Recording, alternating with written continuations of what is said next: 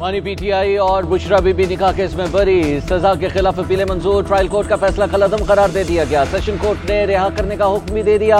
अदालत ने बानी पीटीआई और बुशरा बीबी की रोकथाम जारी कर दी। खबर मानिका की मेडिकल बोर्ड की दरखास्त भी खारिज कर दी गई।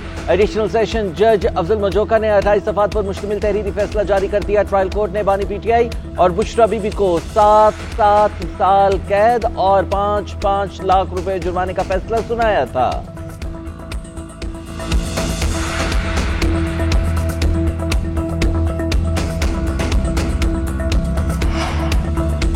साबित हो गया कि तमाम मुकदमा सियासी इंतकाम के लिए बनाए गए। इसका मकसद यही था कि बानी पीटीआई समझौता करें। चेयरमैन तहरीक इंसाफ बैरिस्टर गौहर कहते हैं, जज साहब 14 घंटे समाअत करते थे, 2 दिन में सजा का फैसला सुनाया, ज्यादा से ज्यादा सजा दी और जुर्माना आयद किया गया। बानी पीटीआई कंप्रोमाइज्ड नहीं हुए, आज भी चट्टान की तरह खड़े हैं। बाकी मुकदमात भी खत्म होंगे। आज हक और इंसाफ की फतह हुई, फैसला मुल्क की फतह है। आवाम को आजाद अदलिया मुबारक हो। इस फैसले से अदलिया मजबूत होगी।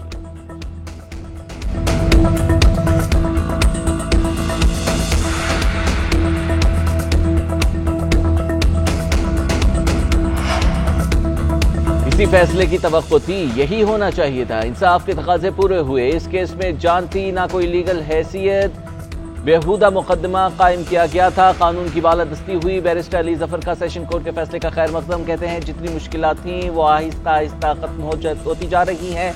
अब तो मजीद कोई केसेस रह नहीं गए। बानी पीटीआई को मजीद जेल में नहीं रखा जा सकता। बेबुनियाद मुकदमात खत्म हो गए हैं। इसी महीने में बानी पीटीआई बरी होंगे। सलमान अकरम राजा ने कहा कि यह बेहुदा और बेबुनियाद केस है, इसमें बरियत की ही तवक्को थी। प्रोसिक्यूशन को माजरत करनी चाहिए। जल्द बानी पीटीआई बाहर आएंगे।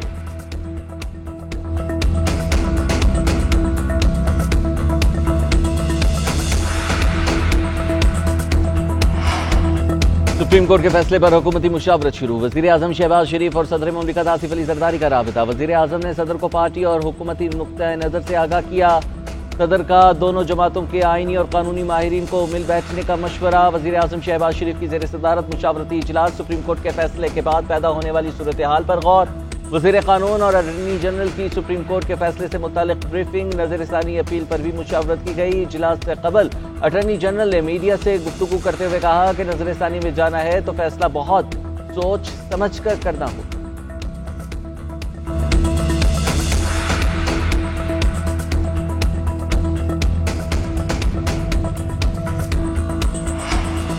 फैसले की होम डिलीवरी की गई, उसकी दहलीज पर पहुंचाया गया जो उसमें फरीक नहीं।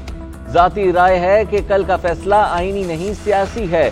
वज़ीर दिफा ख्वाजा आसिफ का सुप्रीम कोर्ट के फैसले पर रद्द-ए-अमल। कहते हैं, जिसने इंसाफ का दरवाजा नहीं खटखटाया उसको रिलीफ दे रहे हैं। अदलिया आइन की तशरीह कर सकती है, उसको दोबारा लिखना उनका काम नहीं। आइन बनाना पार्लियामान का काम है और ऐसा ही होता रहेगा। अरकान कहते थे कि वो सुन्नी इत्तेहाद के रुकन है, अब वो कहेंगे कि हम पीटीआई के अरकान हैं। एक मौजू पर 2 हलफ दिए जाएंगे। फैसले के नताइज बहुत भयानक हो सकते हैं।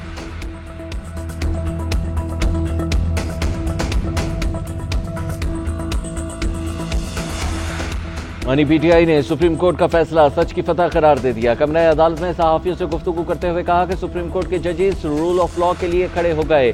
फैसले से कौम की उम्मीदें बहाल हुई। फैसले के खिलाफ एहतजाज करने वालों को शर्म आनी चाहिए। चीफ इलेक्शन कमिश्नर मुस्ताफी हों, उनके खिलाफ आर्टिकल 6 की कार्रवाई होनी चाहिए। 8 फरवरी के ज़ेर इल्तवा पिटीशन भी सुनी जाए। चीफ जस्टिस ने एक बार फिर अपने केसेस से हटने का मुतालबा कहा। चीफ जस्टिस की अहलिया के मेरे खिलाफ बयानात रिकॉर्ड का हिस्सा है। मुज़ाकरात के लिए 2 शराइत रख दी, मुकदमात खत्म करने और खवातीन की रिहाई का मुतालबा। मैंडेट वापस करने की दूसरी शर्त। भूख हड़ताल के मामले पर इंटरनेशनल फोरम से राबिता करने का इंदिया भी दे दिया।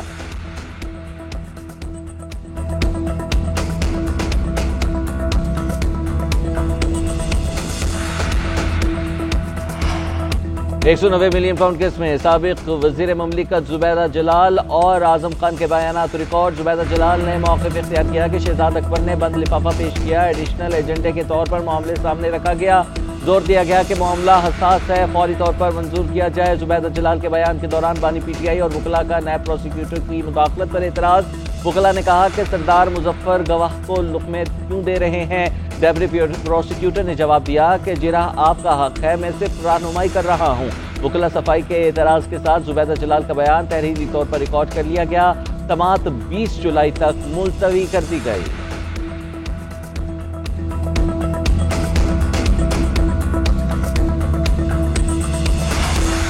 और ये IMF का आखिरी प्रोग्राम होगा, हमें IMF से जान छुड़ानी है, कर्जे खत्म करने के लिए दिन रात मेहनत करना होगी। वज़ीर-ए-आज़म शहबाज शरीफ का FPR के इजलास में इज़हार ख्याल, कहा IMF से स्टाफ लेवल मुआहिदा तय हो चुका है, इंटरनेशनल मॉनेटरी फंड का एग्जीक्यूटिव बोर्ड मंजूरी देगा।